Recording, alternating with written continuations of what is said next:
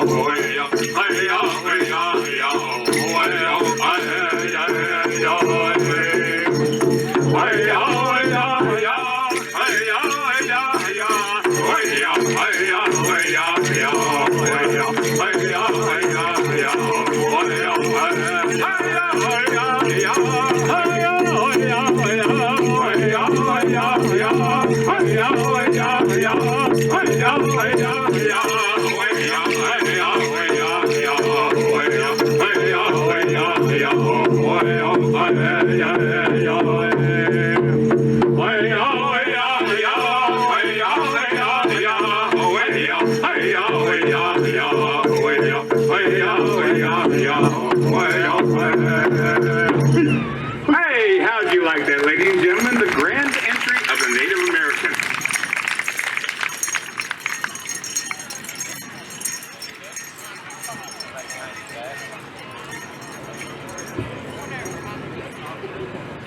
For our first song, we're going to travel to the deserts of the Southwest, to a state called New Mexico.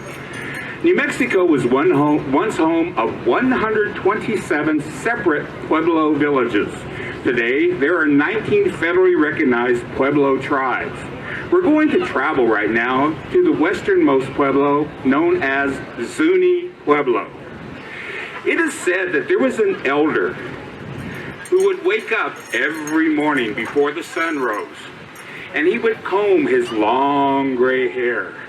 And then he would don his finest clothing, because each morning he made a pilgrimage to the top of a mesa to say a prayer and to talk to the Creator. He would sing this song, and as the sun was rising, he would say a prayer through this song.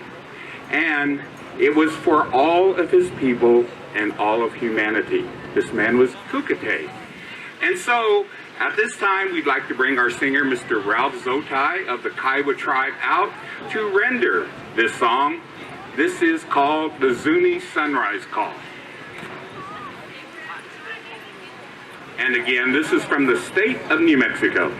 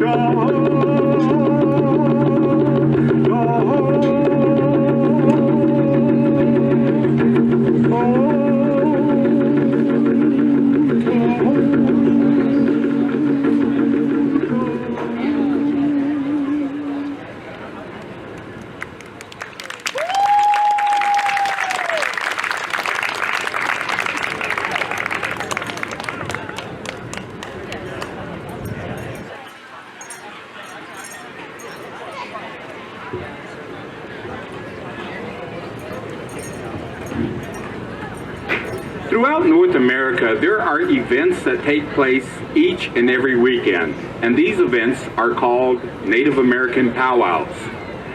There are Native people who follow the powwow circuit much like you would follow a NASCAR, a golf, a tennis, a rodeo circuit.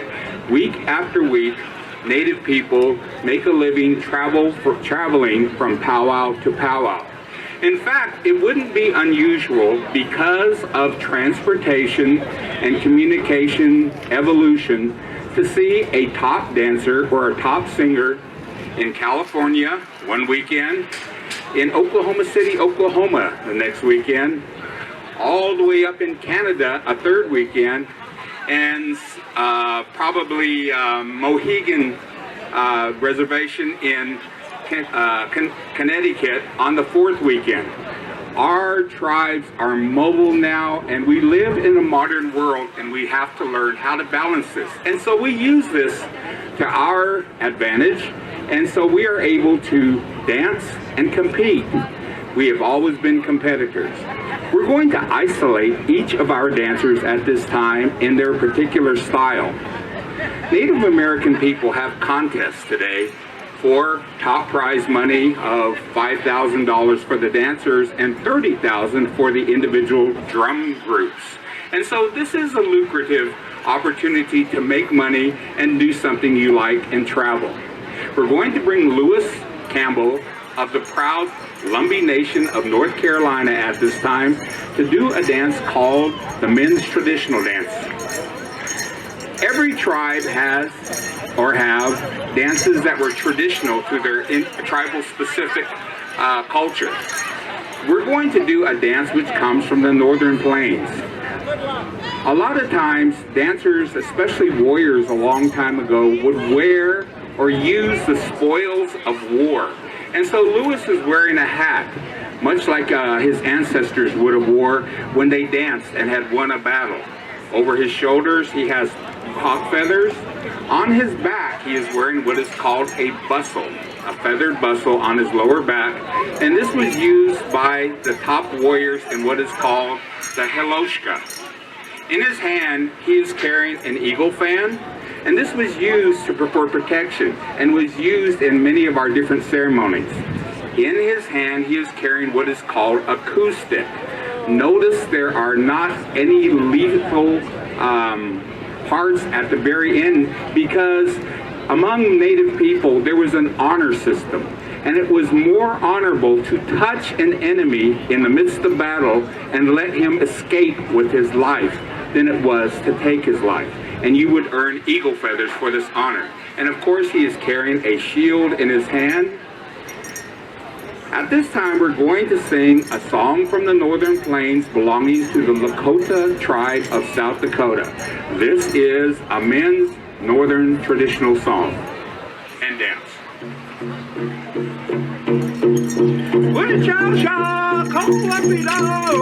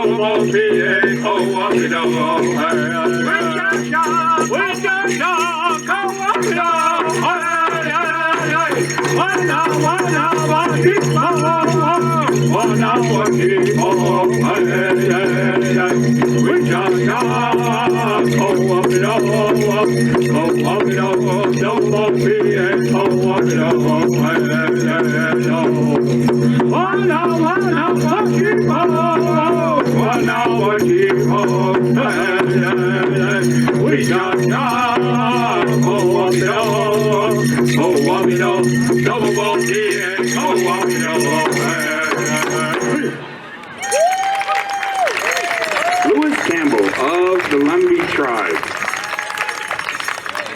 We're going to bring two of our next dancers out at this time, featuring a women's dance. Women have their own competition in their own dance styles, as well as their own age groups. We're going to bring two adult women up at this time to do what is called the Women's Fancy Shawl Dance. This is perhaps the newest of all native dances because it originated in the 1960s in the northern plains of North Dakota and was once called North Dakota style dancing. For those of you that were alive during the 1960s, this was a tumultuous period in history.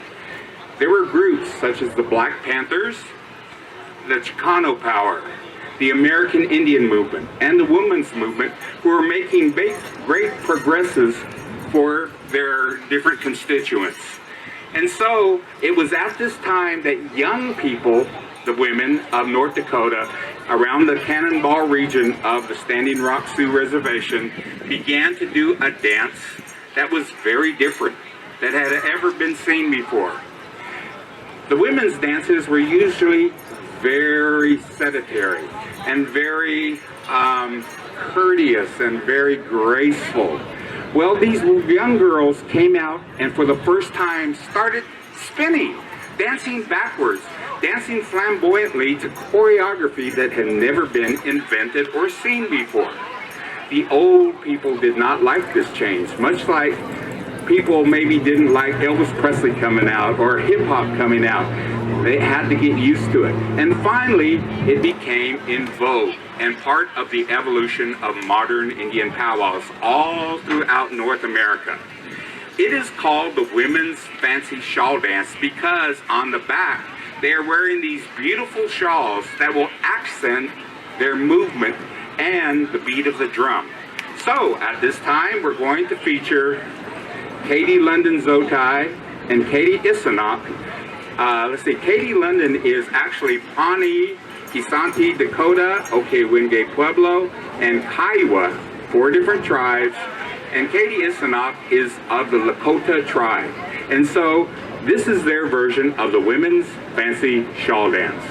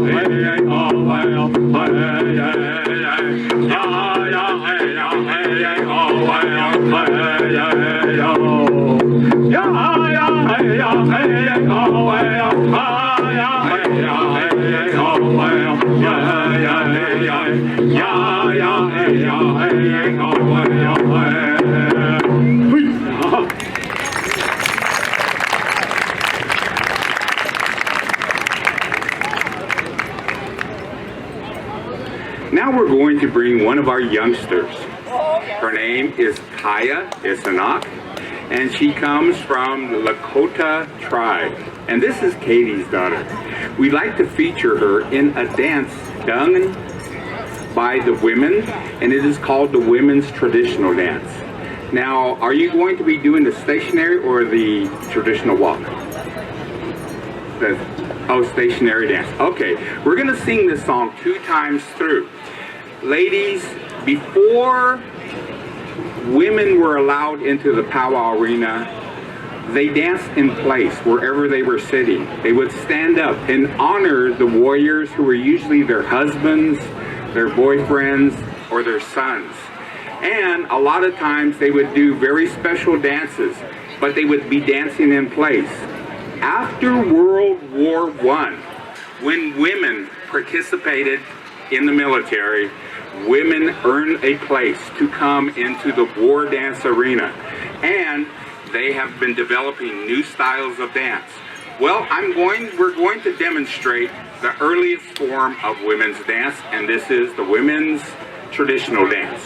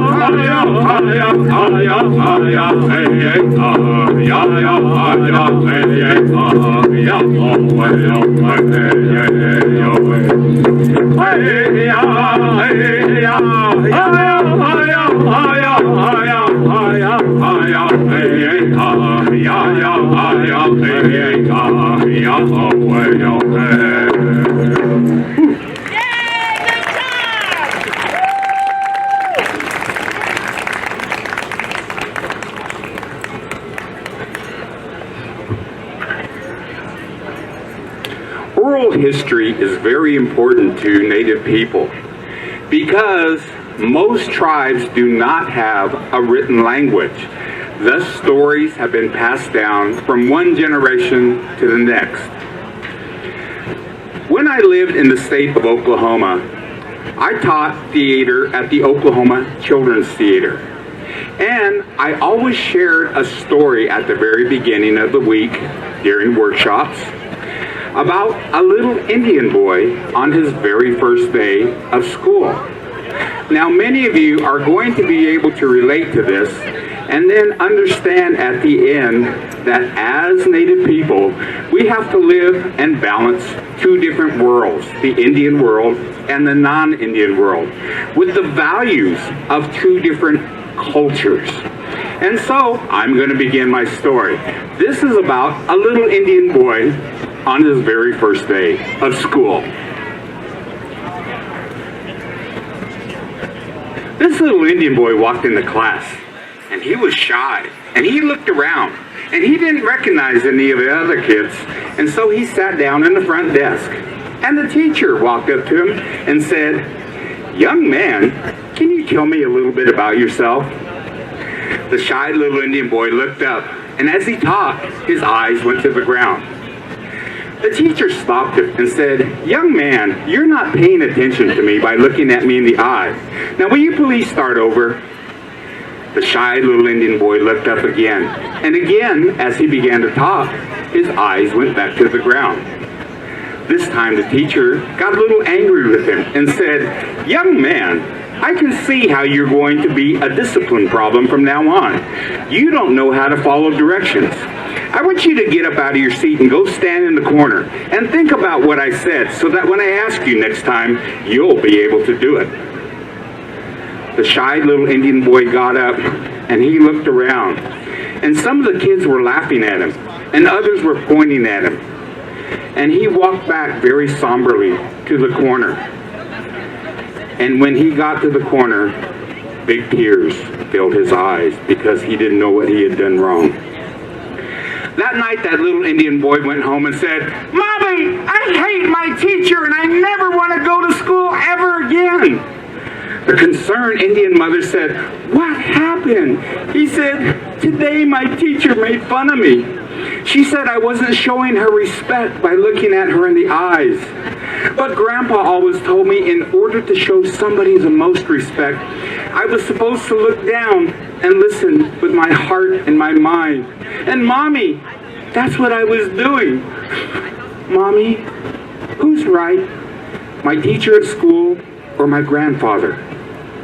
The wise Indian mother reached down and picked up her tiny little son and picked him up and gave him a great big reassuring hug and said, "Son, you've learned a very important lesson today. You are an American Indian, and that makes you very special. Both your teacher and your grandfather are right at the very same time, and I'll explain this to you. Tomorrow, when you wake up, I want you to get up knowing that you're going back to school and that from now on, almost all of your teachers are not going to be American Indian. Son, I want you to continue going to school. I want you to go to high school and graduate. I want you to go to college and get your degree. And I want you to continue your education and filling your head with knowledge. And someday, when you're full of knowledge, I want you to come back and help your people because we need your help. But son, on the other hand, when you're with your grandfather and he's with his friends, never look at them straight in the eye because that is aggressive and will be showing them disrespect. Son, learn your language, learn how to sing, and learn how to dance because this is the only way that we will keep our culture alive. So you see, ladies and gentlemen, this young Indian boy learned one of the most important lessons of his entire life, that as an American Indian, we have to learn to balance and live in two different worlds, the Indian world and the non-Indian world. Incidentally, this story I just shared with you is a true story because it is a story about me on my very first day of school. Thank you very much.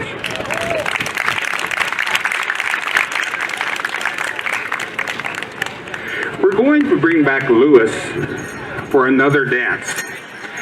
Many of our dances are historical in nature, and they are done to commemorate a time in history.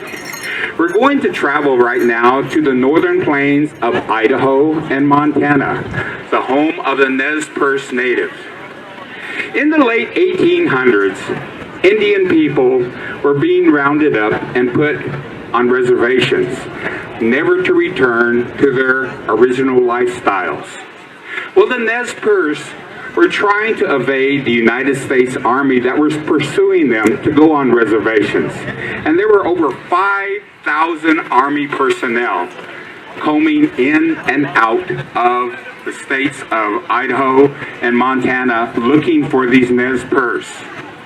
Well, in September 16th, 1880, the Army caught up with them. And during the night, they stood on corner and they placed two Hotchkiss field cannons aimed directly into the village that was along the Big Hole River of Montana. And then the infantry stood in place, ready to fire. As the sun rose, the order was given. Fire! Fire! cannonballs came and they landed right in the middle of the Nez Perce village. The men instinctively grabbed their weapons and started running towards the infantry and the artillery. The women and children ran the opposite way to escape the volley of bullets and cannon fire. All the way as the men were running towards the Army, the United States Army, they were bobbing and weaving, ducking and diving to escape the bullets and to make themselves a hard target to hit. The Nez Perce commemorate the Battle of the Big Hole of 1880 by doing a very special dance called the Duck and Dive. At this time, we're going to bring Louis out to do his style of duck and dive. Now, during this dance, you are going to hear 2 hard drum beats, and these drum beats signify the cannon that were shot during the Battle of the Big Hole. This is the Nez Perce Duck and Dive.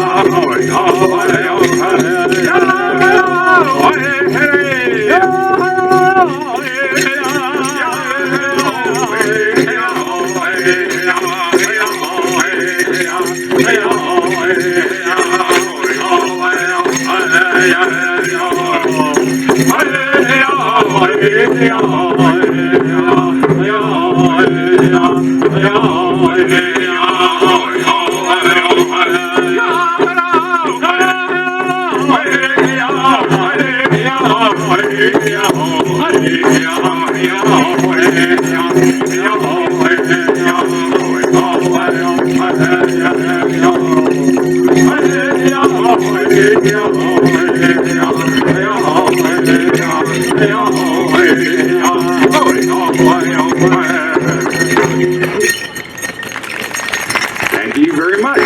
From the northern plains of Montana and Idaho, that was the Nez Perce Duck and Dive. Now we're going to do another tribal dance which comes from Big Sky Country, also in Montana. This is called the Crow Hop. The Crow Indians are a tribe that lived in south central Montana, and they were known for their warrior prowess. Each year in the month of August, the Crow people invite visitors from all over the world to come and experience the teepee capital of the world, which is held during Crow Fair. During this time, there are foot races, horse races, arrow throw competition, rodeos, and a very, very large powwow. They have invented a dance which is traditional to their culture called the Crow Hop. And this dance is now done by Native people and even non-Native people who live overseas at European and Russian powwows. And so we're going to bring our 2 female dancers at this time to do their version of the Crow Hop.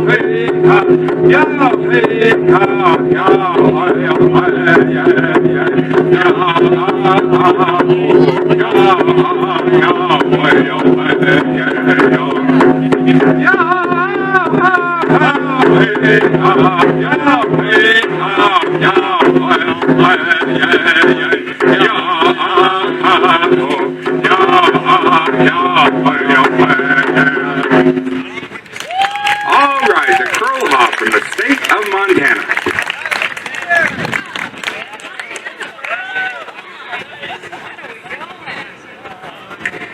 As I mentioned in our introductions, we want to make this educational to you so that you will learn to appreciate our culture and values just a little bit better.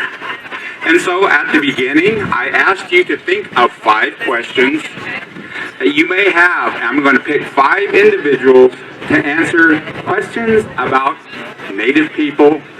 This can be our histories, our foodways, our lifeways, our military, our spirituality, our anything about American Indians you ever wanted to know. All right, who's first? First question right here.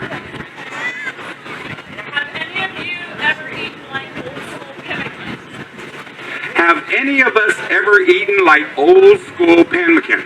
Actually, 1 month ago at the National Museum of American Indian, a very famous athlete was having his granddaughter named.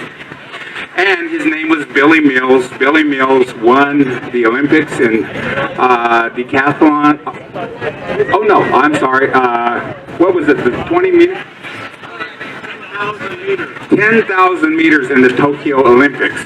And so this was a very special occasion, a name ceremony. And because it was a name ceremony, they brought traditional foods. 4 of them, and one of them was a traditional pemmican with berries in it that were picked in the Dakotas to bring down for us. And so yes, we have that. And also when we go hunting, we always take it with us because it's an extra good energy booster. Okay, second question. Anybody? Questions? Questions? Questions? All right, question over here.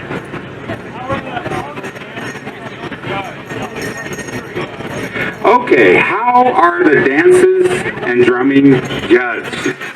For the dancers, it is the style of outfit. Are you dancing the genre?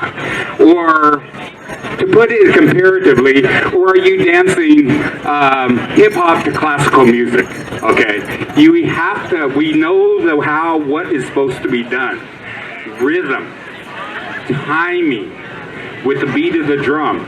As there's drum beats and they accentuate, are there different mood or motion that is created to accentuate that mood or motion? And stamina. You have to keep time and keep going because our top dancers are constantly doing road work in order to stay in shape. Then at the end, we are supposed to stop exactly on time.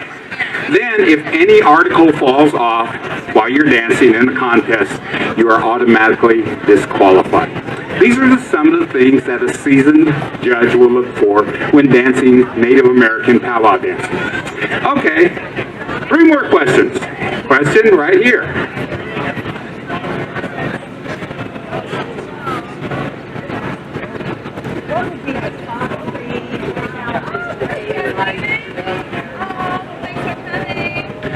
What would be the top 3 challenges for Native American for daily life? Survival. Native Americans are the minority of minorities in our own country. We have the highest poverty level of any racial group in the United States. We have the highest health disparities of any of any racial group in the United States. Native Americans do not have what equates to power in the United States. Number one, numbers. There's not enough of us where the news media covers us, where the politicians listen to our concerns. We are almost invisible. And so we have many, many issues that never get heard. The second thing is equal representation among our law enforcers and our lawmakers. Laws were made against Native people and other racial groups. So it made law legal to do something like take our land away. This was legal and it was encouraged, and so it was done. You know, if our 370 treaties were honored today, most of the United States would return back to Native people its rightful owners. And third, access to the media. Native people, we have these issues and we're shouting as loud as we can. But it's like one person shouting in a crowded stadium. You don't hear our voices. And so you never see Native people on television, ever. Unless it's a bad incident. Then, of course, we'll highlight beginning. And so these are some of the very issues that we as Native people face today.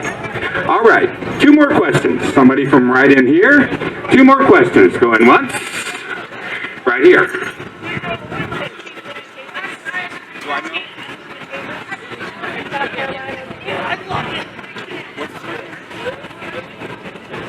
Do I know Chief Louis Chavis? No, I don't. Like I said, there are over 600 different tribes.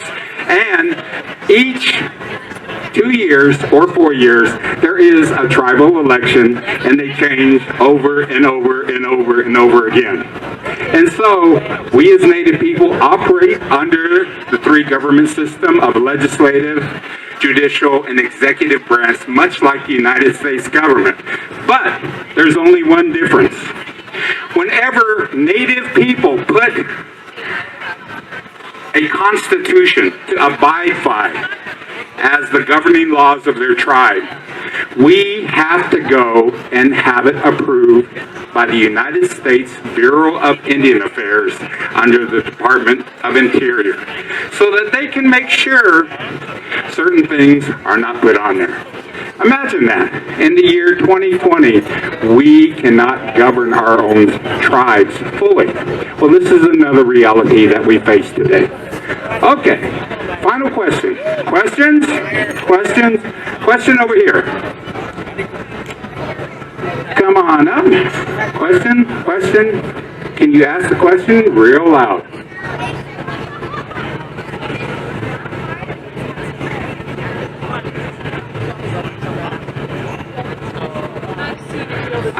How hard is it to build a traditional lodge?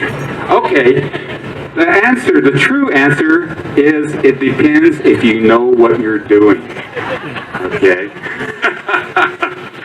It's like Lewis, who works in the construction field, does beautiful landscaping in interior housing, changes. And sometimes he hires somebody who doesn't know what they're doing. And so it tends to be a little hard. Lewis has to go back and he has to reinstate the proper coating, the proper materials to make it look good. Ladies and gentlemen, I do want you to know that many tribes, especially here on the East Coast, had early contact with Europeans and other cultures 200 years before the Indians in the center of our country. Thus, they have evolved, they have intermarried, they have changed their value system, their clothing, and they have lost a lot. But it's not their fault, because colonialism all over the world has changed things. And thank you for that question. Okay, we're going to do our final dance at this time. We're going to do a friendship dance. And we've done this dance at some of the finest concert halls all around the world, some of the biggest festivals all around the world, and it's one of the easiest dances to do.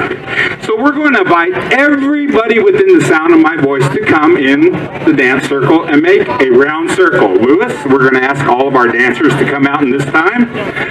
Everybody within the audience and sound of my voice, come work off those calories. I see what you're doing out there. Jokes. All right, big circle. All hold hands. Big circle. We need some more volunteers. More volunteers. Again, this is the easiest dance that we know how to do, and again, it's called the round dance because we're going to be making a round circle. Ladies and gentlemen, and also after our performance, we're going to go into this area on my left, your right, and take pictures and answer individual questions that you have. So come on right in here. Okay. I'm going to give you some instructions at this time. What I need everybody to do is step to their left and bring your right foot to it. Left, right, left, right, left, right, left, right. And it's basically going to be that easy. We're going to move our arms in and out and in and out. While we're doing this motion, we're going to be moving in a clockwise direction, which means following the sun. And in the middle of this dance, Lewis Campbell from the Lumbee tribe is going to give you some more instructions. So everybody in the audience, hold on 1 second before we get started.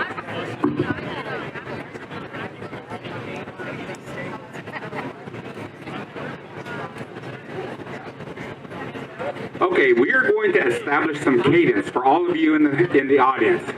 I need you to clap to this drum beat to establish this cadence. 1, 2, 1, 2, 1, 2, 1, 2, 1, 2, 1, 2, 1, 2, 1, 2. This is the round dance, friendship dance. Yo, hi, yo, hi,